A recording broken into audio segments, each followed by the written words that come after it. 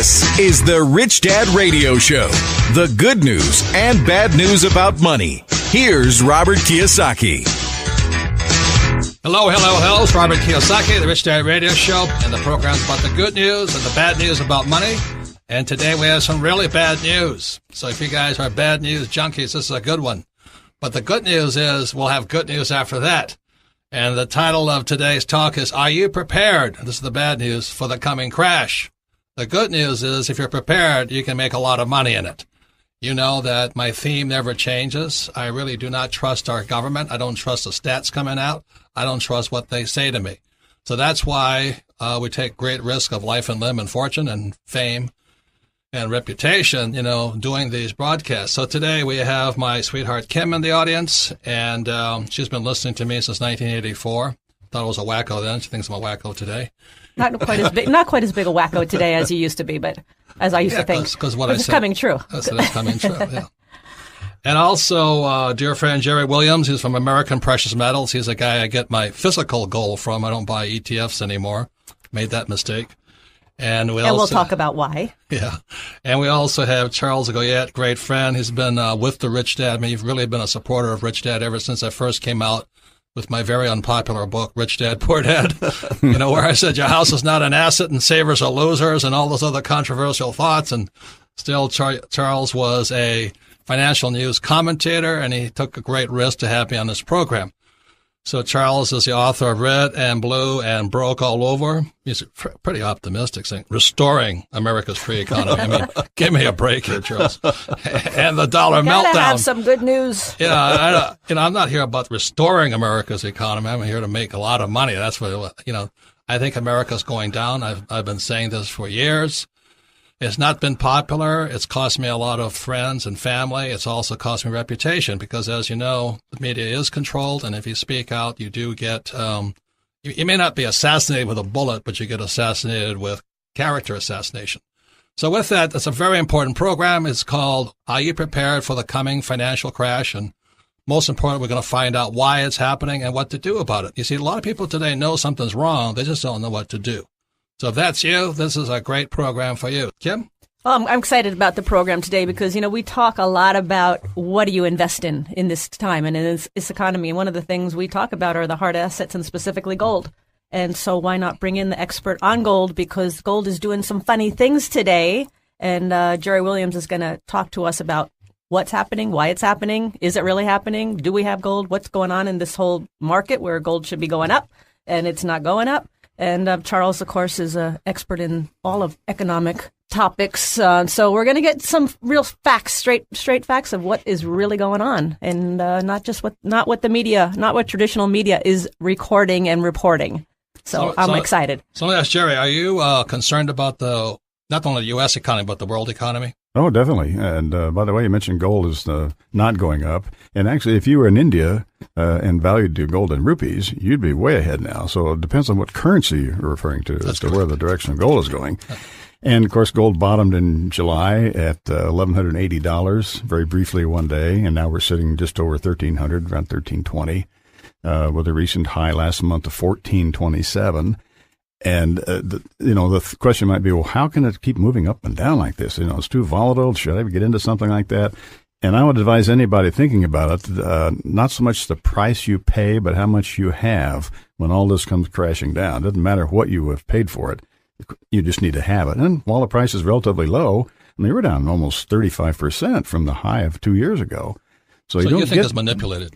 Oh, definitely. There's no doubt about that. If you were to read some of the things that we have about the price being controlled by futures, well, right there, it's wide open because anybody can, with enough money, can put a deposit down and sell gold on margin in the futures market for future sale that they don't own. Right, so they sell it, the price drops. And they force their price down. Right. Well, who benefits from that? Well, the people who do that, of course, will buy those contracts back at a lower price. They benefit.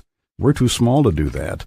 But governments like China, the Philippines, Russia, Brazil, they're all in there buying the physical gold, the kind of gold that we all buy. I benefit from it too, though, you guys. I'm glad to see all markets are manipulated, and I'm glad to see these guys manipulating it because I'd be happy if they could drive it down even lower so I can buy more. We're here to talk about when it all comes crashing down. Are you ready? Well, nobody's really ready because, you've always, if you got another 6 months, if you got lower gold prices, you can get even readier. And so I hear people, friends of mine that are in the gold business or love gold, and they're, moaning about the low prices and the breakdown. To me, it's the biggest celebration in the world. Yeah. I'm happy because about it. Because you can keep buying more and more. And I hope it lasts. Okay, so let me Jerry remembers me buying gold from you from $500 an ounce, and I was complaining, That's right. And it had been 400, and now you had to pay $5. But let's take it a step further. Why are they manipulating it? Why do they want to keep the price down? What's the benefit of that? Well, you remember that little one-panel cartoon with the Wizard of Id? The king's on it. He says, "He who has the gold makes the rules." Yeah. Well, when it's all over, whoever has the most gold is going to have all the power. That's China right now. That's China, and they'll have a currency that'll be pegged to gold. So, and also,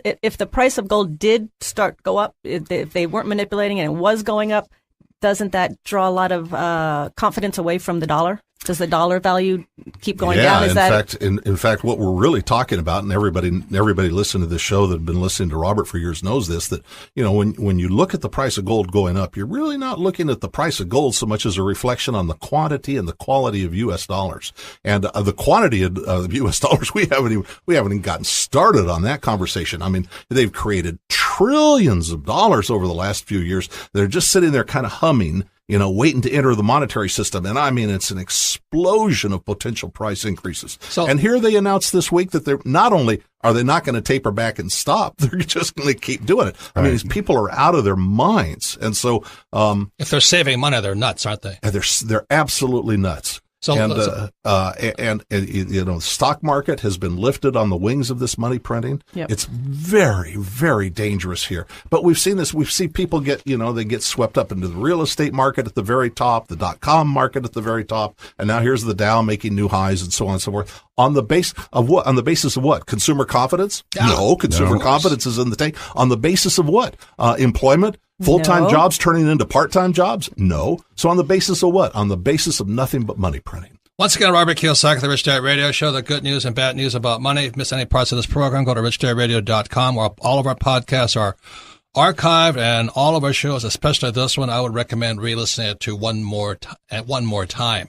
So before I go any further, I want to find out, when did you guys go south? When did you go, oh my God, something's wrong? For me, it was actually in Vietnam. I was going, the military-industrial complex was, why am I killing innocent people? I had no idea.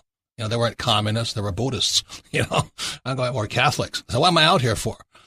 And so, and then I met Kim, and in 1983, I met Kim in 1984, but in 1983, I read a book by Dr. R. Buckminster Fuller, considered one of the greatest geniuses of our time, and the book was called The Grunch of Giants. So I read that in 83, I went, oh my God. I knew why I was in Vietnam. I knew why money is not taught in school. I knew a lot of things, he even called Reagan a stooge. I'm going, oh my God. You call the President of the United States a stooge, you get shot for that stuff. But when I read Grunch of Giants, I could see the future. It was one of the best books I've ever read, changed my life. So I reread it again in 2007, and nothing's changed. Only the characters have changed. Instead of Reagan, it's Obama or Bush. Instead of Greenspan and Bernanke, it was Volcker. Nothing has changed. And it's how the whole economy is manipulated by the Wizard of Oz, These little short, bald guys, middle-aged, who everybody goes, oh, what did the Fed say? What did the Fed say today? So it kind of woke me up. So that's kind of my transition from Marine Corps pilot to suspicious about my own government. So, Jerry, when did you make the turn? Oh, it was very easy for me. I happened to be in Europe in the summer of 71 with a backpack and a Eurail pass, and every time I went to turn in dollars for whatever country I was in, I got less and less. So I figured that everyone was just cheating me until I got back home in August, and then along comes the first dollar devaluation since 1933. And I got hold of a paperback book by Harry Brown called How You Can Profit from the Coming Devaluation, which he had written 2 years earlier. And everything in there was just like a light bulb turning on. So I took what little money I had and I bought some English sovereigns and some Mexican 50 pesos. And I never looked back. And, of course, we've ridden through all these ups and downs. So it's been over 40 years now, and I decided to make my living at this in 1973. And except for about 12 years in the middle there in the 80s when this market was dead. So now you are the owner of American Precious Metals, and people like me come in and buy and sell from there. And the reason I go to Jerry is because he's got wisdom. A lot of these, thank you. Well, a lot of these new guys are just in there telling you, they're trying to sell you collectible coins. Yeah. And, numismatics and all this. It's a con. So, Mr. Goyette, when did you go south? About the same time as Jerry, I suppose, but I too was in the military, but I wasn't carrying a weapon. I was anchoring the news on the Armed Forces Television Network. And on a Sunday night, President Nixon preempted Bonanza to the great consternation of the American people to come on and announce wage and price controls, to announce the suspension of the dollar's last remaining ties to gold. And I was too young to really understand it, but I knew it was important, and I knew that I had to figure that out. So I spent the next couple of years, getting up to speed, and people like Harry Brown were helpful too. But this was a seminal date in America's history, and it remains so. We've had a couple of seminal dates since then. I think just about everything going on now is seminal. Everything is seminal. So, Kim, when did you start to realize that you weren't married to a wacko? I came to the party a little later, actually. I mean, let's go back just a few years. Was a big wake up call for me when 2007, when we had a lot of apartment units. And we weren't getting the renters that we used to get, and we couldn't figure out why. And what was happening is people that we were turning away who could not qualify for a $500 or $600 a month rent were going down the street and buying a $200,000 house. And at that point, I knew something was wrong. And that was just a few years ago. So as I said, it came to the party a little late. But no, as we're talking, a lot of the things that you've been talking about, you and I, Robert, have been buying. I first started buying silver with you back in the early 80s, about 85. We started buying silver. $3 an ounce. $3 an ounce. And actually, we bought our first house with that silver. We traded in that silver to buy our first personal residence. So we've been tracking a long time, but the real wake-up call for me wasn't that long ago. So once again, Robert Kiyosaki, the Rich Dad Radio Show. And the question is, are you prepared for the coming financial crisis, collapse, devaluation? Have you got your bunker dug yet? So anyway, we'll not only be talking about what's wrong with the economy, what can go bad, but also what you can do and how you can profit from it. Because, all four of us have made a lot of money because of this manipulation. The Rich Dad Radio Show with Robert Kiyosaki. It pays to listen. Now, back to the Rich Dad Radio Show with Robert Kiyosaki. Welcome back, Robert Kiyosaki, the Rich Dad Radio Show, the good news and bad news about money. If you listen to the first part of this program, you've heard the bad news. Now we're going to go to even more bad. We're going to go into what you can do to prepare for the coming economic crisis and possible collapse. And joining me on, if you missed any parts of this program, go to richdadradio.com. All of our programs are archived. And they're archived for one reason, because repetition is the way we learn best. If you listen to this program 2 or 3 times, you'll learn even more. More things will come to you, make more sense to you. So please go to richdadradio.com and listen to our recorded podcast. And joining us today is my sweetheart Kim, also Jerry Williams of American Precious Metal, and dear friend and Charles Goyette, author of Red and Blue and Broke All Over. I keep laughing at Restoring America's Free Economy. I mean, you're such an optimist. And, somebody's got to be the optimist here. I'm not, But anyway, so what we're going to talk about is, I would say maybe a good 10% of Americans now know something's wrong. The rest of the people are out to lunch. They still you think that's accurate? 10% are optimistic? No. 10% no. 10% know 10% are aware of what's going on. I'd say that's high, but I'm glad to hear it, because 10% can move the country. I mean, 10% is is a powerful force. So. Yeah, every time I talk to most people, they're still watching Jerry Springer. They have no idea what's going on. I like Jerry Springer too, but I'm going. Well, I was talking to a woman just the other day, and she's like, "Oh, what do you think now that the stock market's going up and the real estate market, the economy is doing so much better?" I'm like, I don't think the economy is doing so much better, just as you were saying, Charles. You see these people, they think that the problem with Obamacare is a website. I mean, that's the depth of people's understanding of what's going on. That's a great point. So anyway, as promised, before we go into the more horrible news, we're going to go into what you can do. And if you're one of the optimistic 10% who kind of realize that Obama or the next president, be it, what's her name, Hillary, was not going to save you, then some things you can do. So there's 4 things you can do. You can do what the 90% is doing right now. Nothing. Hoping and praying. Well, they're not even doing that. They're watching Jerry Springer. They're going to Disneyland and eating bonbons. Pretending everything's okay. Yeah. And the second level is, I call it the survival level. And there's a lot of people now, because National Geographic puts on doomsday preppers. And survival means CYA, man. You better take care of yourself. So you got to have food, water, shelter, guns, that kind of stuff. So that's pure survival. The third level above that is called you begin to thrive. And what thriving does is what Jerry has done, what I have done and all this. You move into these small communities where you know your neighbors. And then you all kind of band together. They have people ready to go. They're going to cover their own asses. They're going to buy food. They're going to trade amongst their little community there. But the fourth level is where the Rich Dad Company comes in, is how you prosper. So the 4 levels are nothing, just do absolutely nothing and hope they save you. Second is just survival, which is doomsday preppers. Third is thrive, where you get together with your own community, you band of brothers. And fourth is you prosper. So I'd rather talk about prospering. We'll also talk about the other levels. But those are the 4 levels, and you can do something on each level. So, Jerry, you do very well on the guys who are just at the survival. They're buying gold and silver, right? It's a good move. That's the bulk of our clientele. There's the people who are trying to cover themselves. They've already maybe got a retreat in the hills, and they've got it stocked with food and water and some guns and ammunition. And now they're looking for peace of mind beyond that until they have to use those things. And so with any excess money that they have right now, they would be putting it into gold and silver, which helps them to sleep nights. So you've been doing that for how many years now? Well, 40 years now, and through all these ups and downs, and it's paid off for me very handsomely because that dollar from 1971 is worth about 10 cents or less right now. Oh, less than that. Yeah.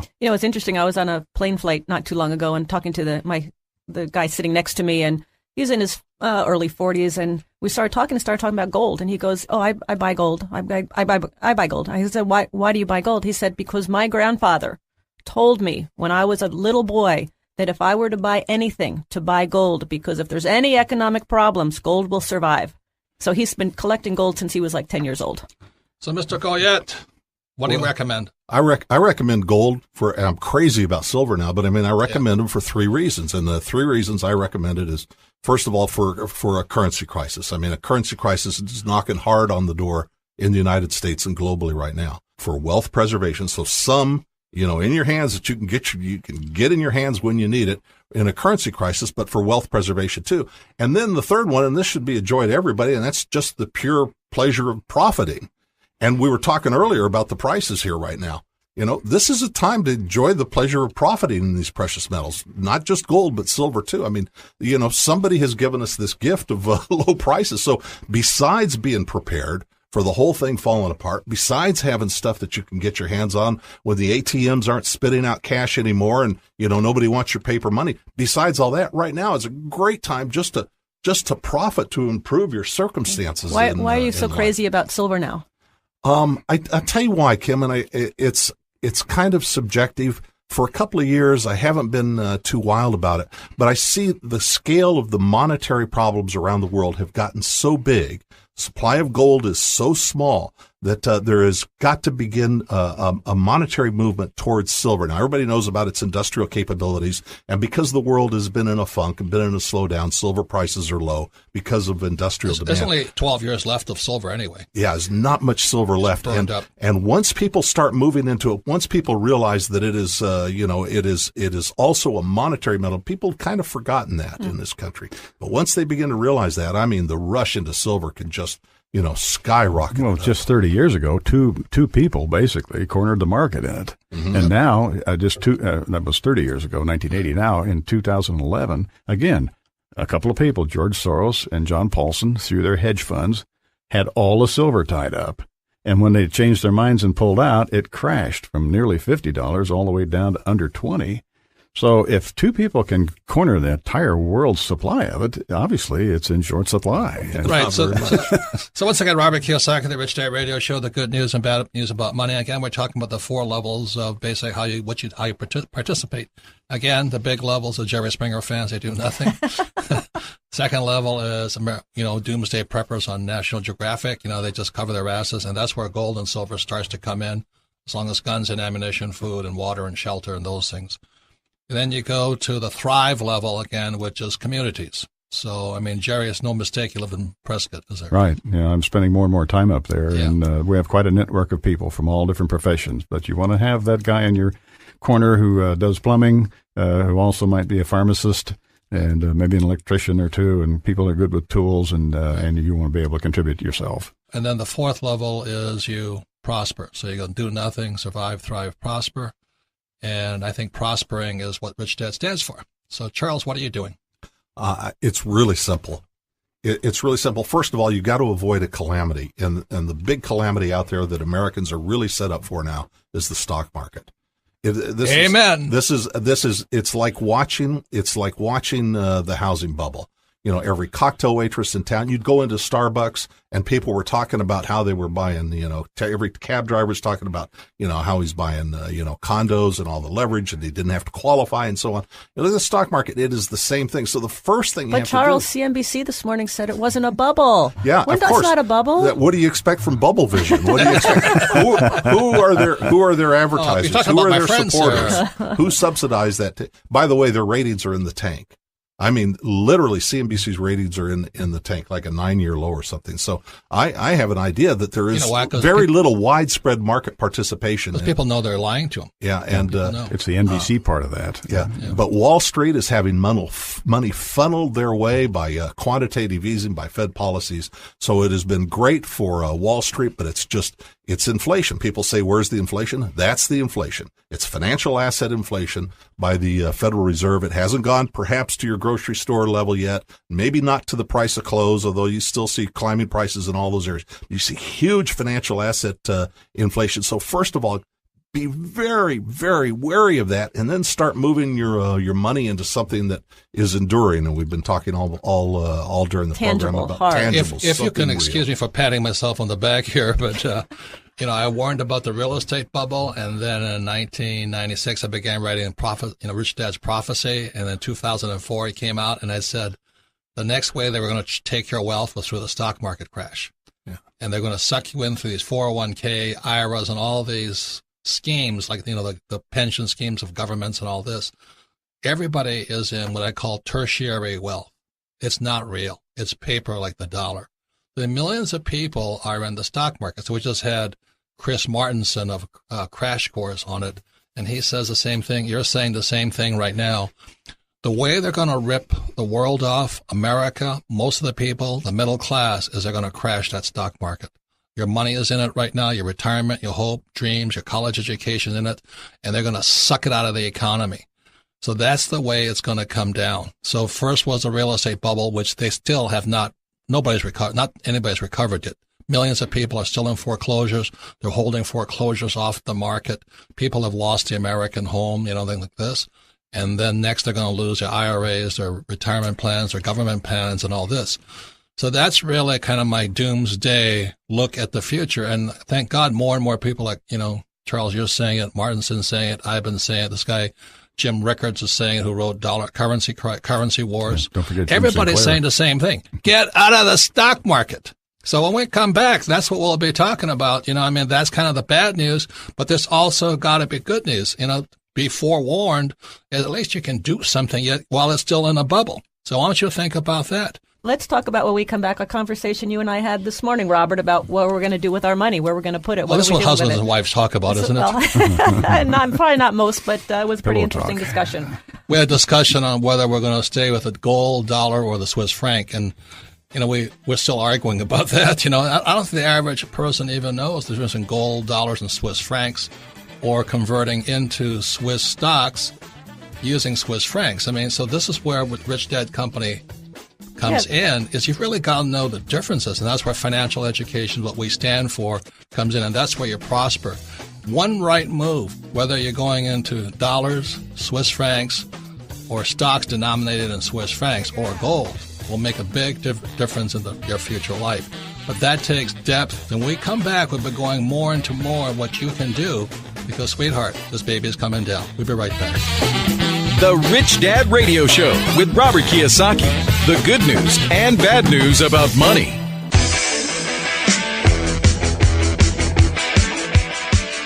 This is the Rich Dad Radio Show. The good news and bad news about money. Here's Robert Kiyosaki. And if you missed any parts of this program, go to richdadradio.com. All of our programs are recorded. and they're podcasts. And the reason I recommend it is repetition is how we learn best. When you listen to this program 2 or 3 times, some lights might go on. And again, at the end of this program, the last segment, the fourth segment is a very popular segment. It's called Ask Robert. At that point, you can ask your personal questions. And if your question, I wish I could answer every question, but if your personal question is answered, we'll send you an autographed copy of one of my books here. We generally choose questions that are pertinent to the subject we're talking about today. So whatever question you have, please send it in to Ask Robert. And once again, we're in the studio with my sweetheart, Kim. We have Charles Goyette, author of Red and Blue and Broke All Over, Restoring America's Free Economy. Yeah, quit laughing at my book. It's a comedy. You must watch Oprah or something. Anyway. Jerry Springer. I like Jerry Springer better. And Jerry Williams, he's the owner of American Precious Metals, and he's the guy where I buy my hard assets from, my gold and my silver. So with that, it's a very important show. And again, to remind you, it's not a doom and gloom show. There's a collapse coming. There's a crisis coming. We already know that. And people aren't happy because housing prices are going up. The stock market prices are going up. But the same thing happened in 1920-something with the Weimar Republic in Germany just before Hitler came to power. So we're in the same position today. The trouble is, it's not just Germany. It's now the world. So this is where we sit today. And the question is, what are you going to do about it? So the program started off. There's 4 positions you can take. What you can do is do like everybody else. Nothing. You can eat bonbons. And the second thing you can do is watch American Preppers, or Doomsday Preppers on National Geographic. And that's called a survival channel. Man, you just want to survive. The third position you can take is you can thrive. And we talked about that. You can get together with a community of people like Jerry and I have done. We have our friends and people that we trust, and we all trade amongst each other to make sure we all do well whenever this thing comes down. And the fourth is how you prosper. And so that's really the 4 things that you can possibly do. Now, prosper takes financial education, and that's where the Rich Dad education comes in, because we sincerely believe knowledge is the real wealth today. Knowledge is your real money. So it's not about gold and silver. It's your knowledge about gold and silver. And so we're just talking about how Kim and I been together almost 28 years now as a married couple, and we don't have discussions as most other couples do. We're just talking about whether we should trade into the Swiss or the Canadian or the Swiss franc or gold, silver, or stocks, And our prediction is that anybody in paper assets, stocks, bonds, mutual funds, and cash will be wiped out. So that's kind of our position. Well, it was interesting before the break. We were talking about investing in Swiss francs. And Charles and Jerry, you aren't real fans flinched. of. They flinched. You're not real fans of the Swiss franc. Why? Let me come at it backwards and talk about the currency war for a minute. Did you see the other day, the Fed just came out of a meeting, right? And they said, not only are we not going to taper, we're not going to slow down our legalized counterfeiting. Not only are we not going to slow down, we're going to keep doing it at $85 billion a month, which is a lot of counterfeiting. On the same day, at the same time, the Fed announced we're going to keep cheapening the dollar. The U.S. Treasury came out with a statement wagging its finger and scolding Germany because their currency is too high. And they have been wagging their finger and scolding countries around the world, China and Japan, about the same. Too high. The idea is that Americans look at Germany. Germany is exporting goods.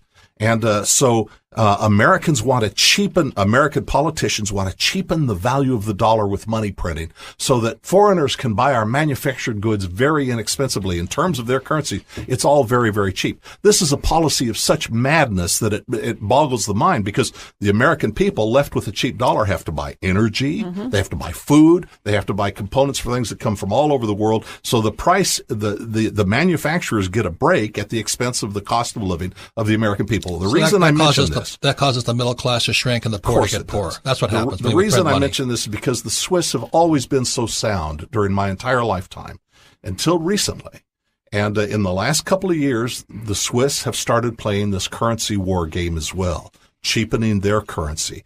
This is a world in which no currency has any value.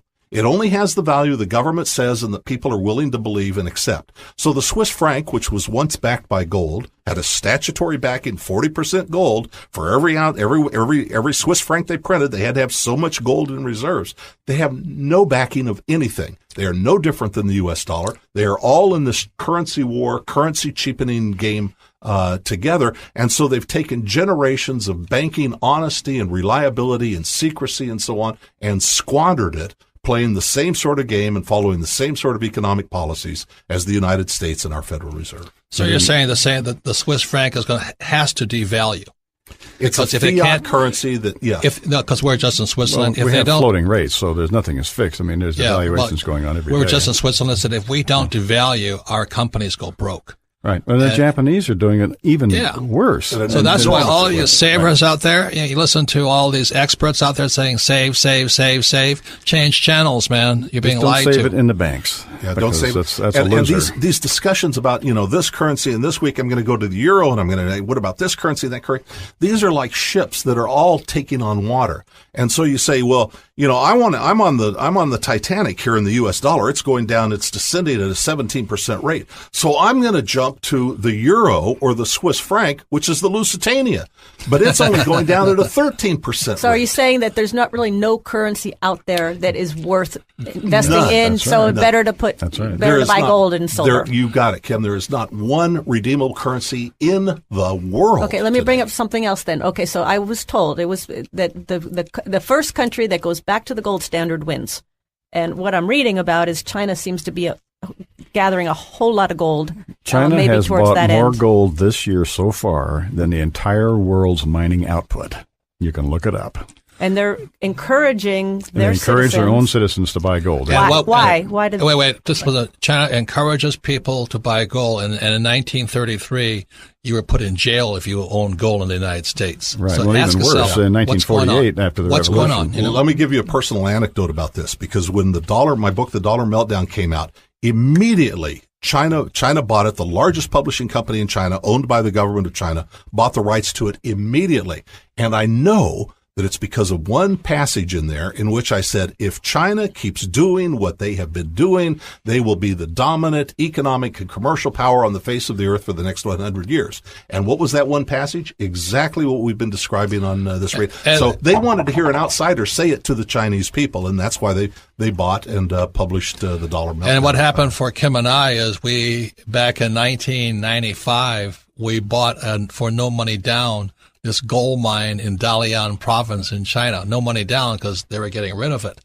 And so Kim and I invested about $27 million in it, and we struck the biggest gold mine in China. 100 million ounces proven. It sits right there. And guess what the Chinese did? They nationalized it. Oh, my God. They took it. They just took it. Yeah. So let me tell you something, sports fans. This is not Patty Cake. This is not Jerry Springer. This is not Oprah. We're just telling you from our personal experience what goes on. These are not recommendations. I always recommend the same thing. Get financially educated. We have Rich Dad's coaching, Rich Dad's education.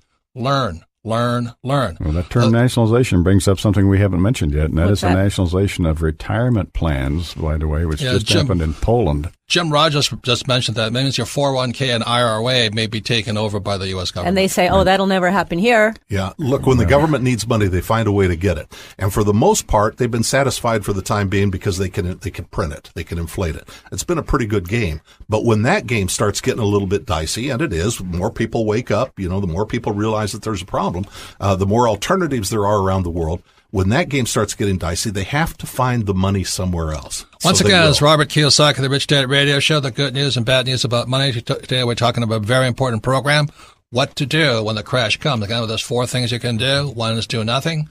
2 is you can survive, like National Geographic's Prepper Show. 3, you can thrive, or 4, you can get more financially educated and prosper.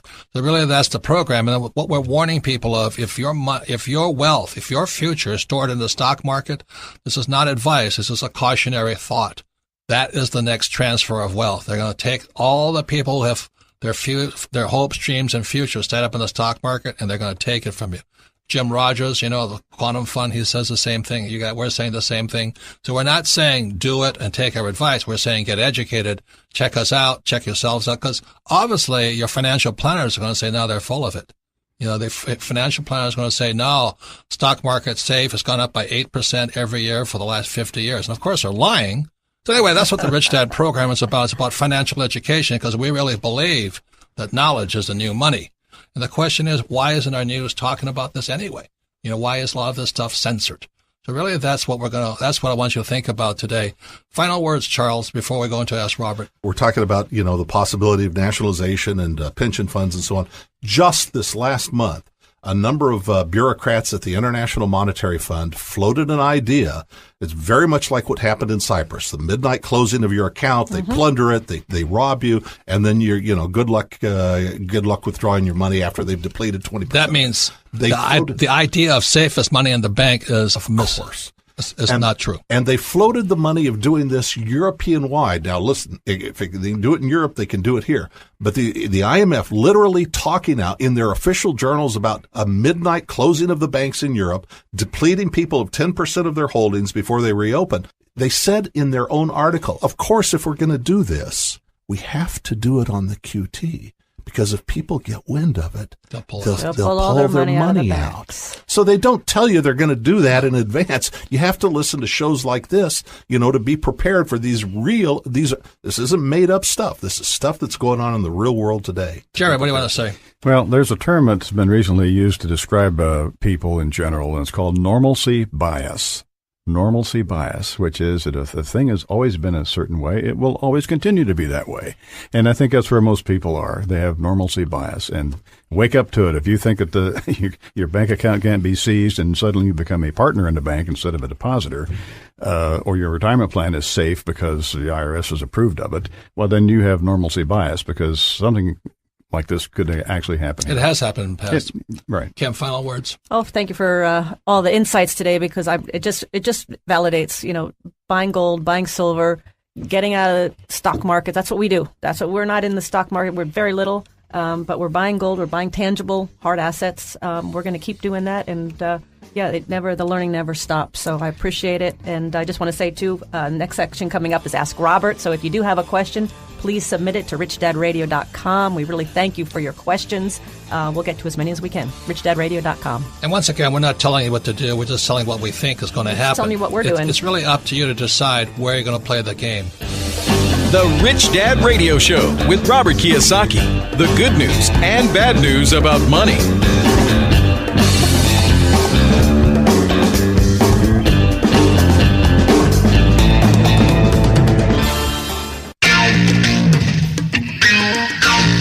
Log on to richdadradio.com while you listen.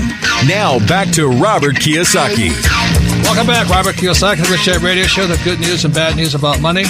Missed any parts of the show, go to richdadradio.com. You can hear the podcast. And again, I recommend re-listening to this program because there's a lot of media information in it. There's a lot of body blows in this one. And also, you can listen to Rich Dad Radio on Rich Dad Radio app, which is available at the App Store. And now a very popular section, Ask Robert. And once again, these are the terms and conditions. If you have a personal question, send the question in. And if we use your question on air, we'll send you an autographed copy of one of my books.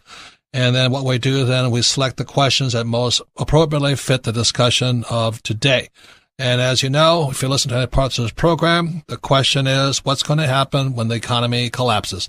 It's not so much what happens when the economy collapses, more important than what are you going to do about it? Everybody's thinking about what the government's going to do about it. The more question is, what are you going to do about it?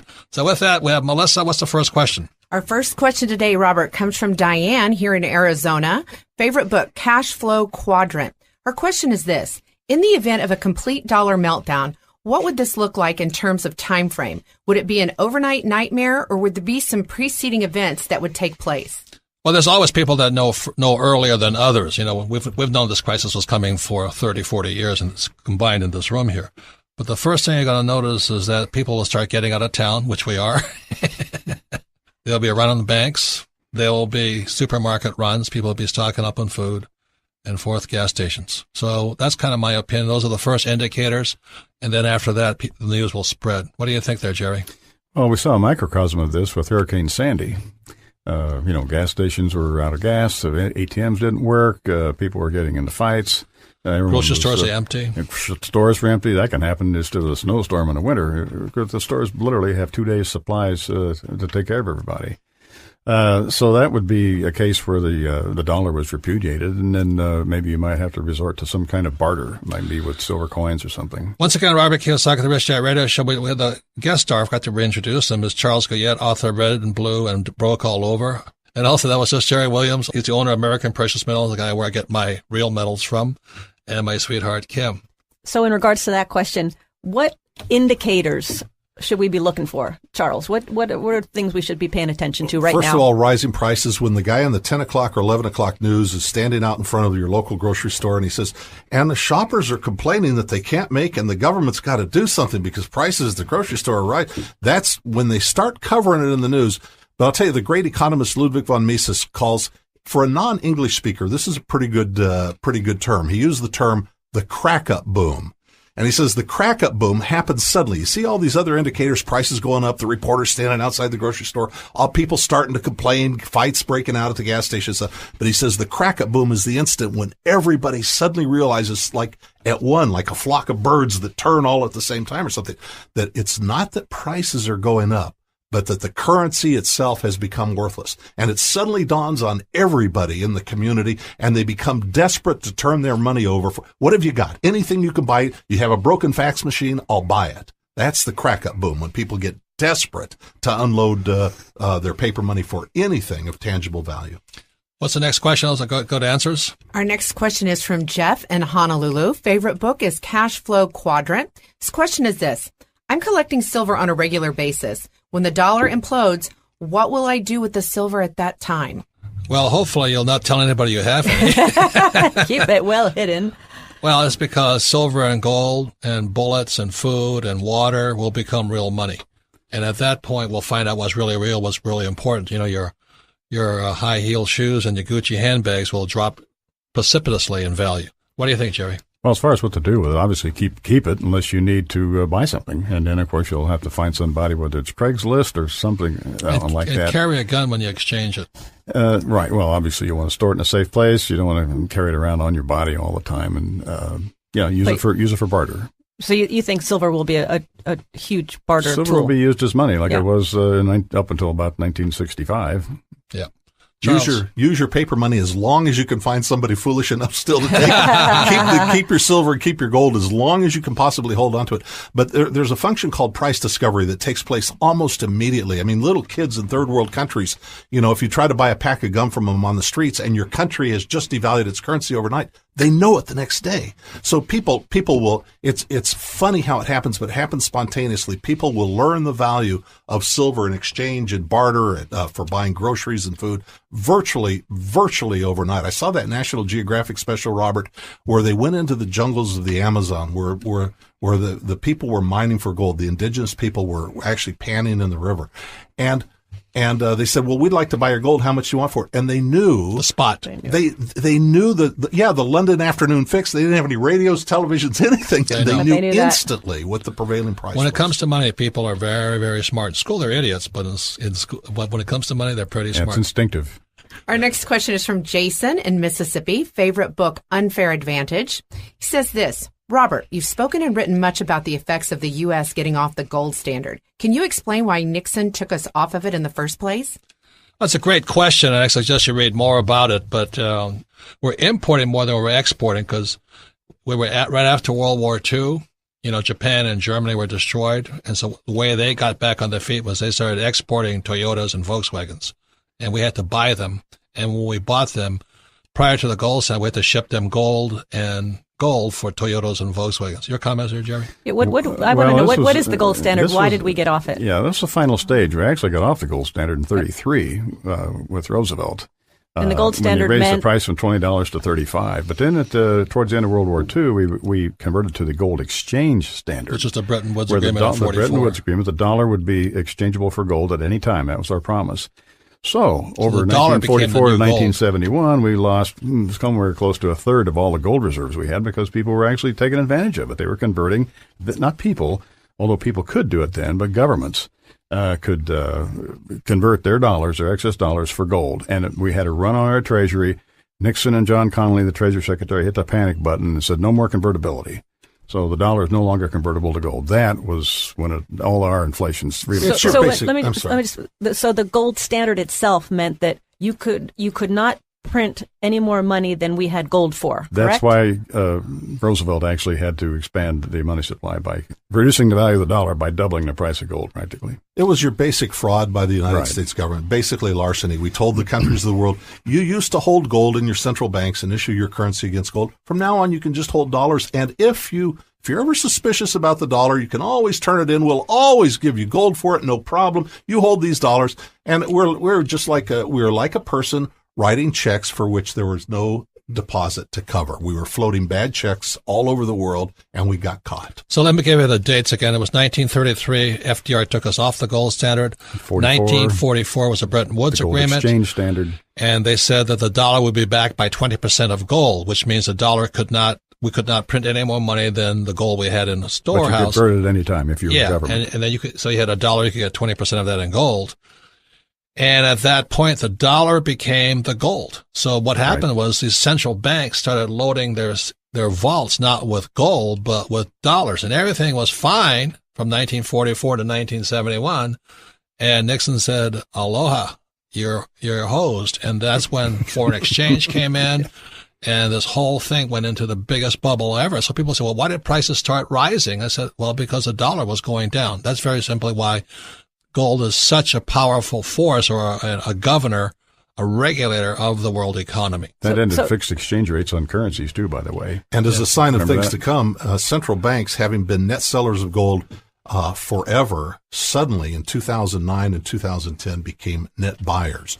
I mean, they don't mind fleecing their own people with their own printed money, but they see what is coming with ours, and so they've begun to lighten the dollar portion of their reserves, and they've been buying gold like crazy for the last 3 years. Okay, so let me ask a question here. We talked earlier in the show about the first country that goes on the gold standard wins, and that China is they're accumulating a lot of gold, and it looks like they may be going in that direction. What happens if China goes back on the gold standard? How does that affect us? How does that affect me? Well, we become like the British pound. We become a second-rate currency. We will no longer have reserve status, which means that oil won't be priced in renminbi. Gold. Yeah, it'll be priced in the renminbi, or the yuan, whatever they call it. And all of those dollars that foreigners hold, drug dealers around the world, people that work here in the United States, they'll have to use them as all of those dollars all over the world start flooding back. Nobody wants to save money.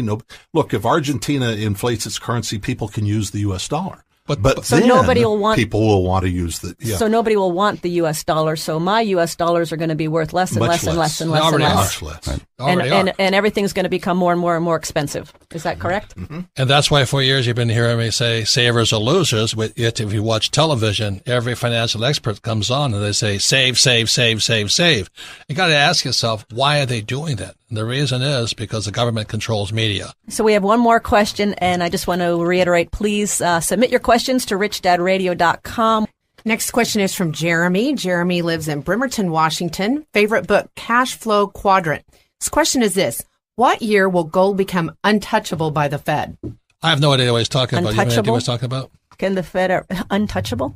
We mentioned it earlier in this program. I would say 90% of the people are completely clueless. They don't have any idea what we're talking about.